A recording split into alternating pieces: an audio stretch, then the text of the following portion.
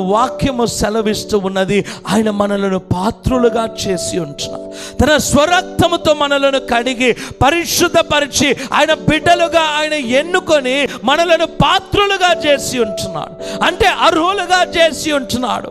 ఏ దానికి మనము అర్హులము కామో దానికి ఆయన మనలను అర్హులుగా చేసి ఉంటున్నాడు. పాపపు జీతము మరణము, ఆ మరణమును ఆ శాపమును మన యొద్ద నుండి కొట్టివేసి మనలను వారసులుగా చేసుకున్నాడు. హల్లెలూయా. మానవుని యొక్క పాపమునకు జీతము మరణము మాత్రమే. ఆ మరణము మనము పొందకూడదని తన ఒక్కగాని ఒక కుమారుని ఆయన పంపించి ఆయనను మరణింపజేసి తన మీద ఉన్న యొక్క ఆశీర్వాదము, పరిశుద్ధత, నీతి ప్రతి ఒక్కటి కూడా ఆయన మన మీదకి మార్చి అర్హులుగా చేశాడు. హల్లెలూయా.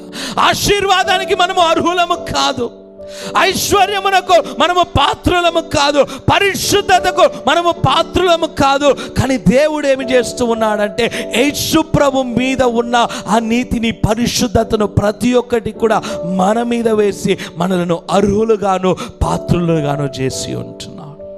హల్లెలూయా. ఎందుకు పాత్రులమని చూస్తూ ఉండగా తేజోవాసులైన పరిశుద్ధుల స్వాస్థ్యములో మనము కూడా పాలిభాగస్తులముగా ఉండాలని. ఏది మన స్వాస్థ్యము? లోకము కాదు, లోకములోనే ఉండే ఆ యొక్క ఐశ్వర్యము కాదు, లోకములో బ్రతికే ఈ జీవితము మన స్వాస్థ్యము కాదు. ఇది తాత్కాలికము మాత్రమే.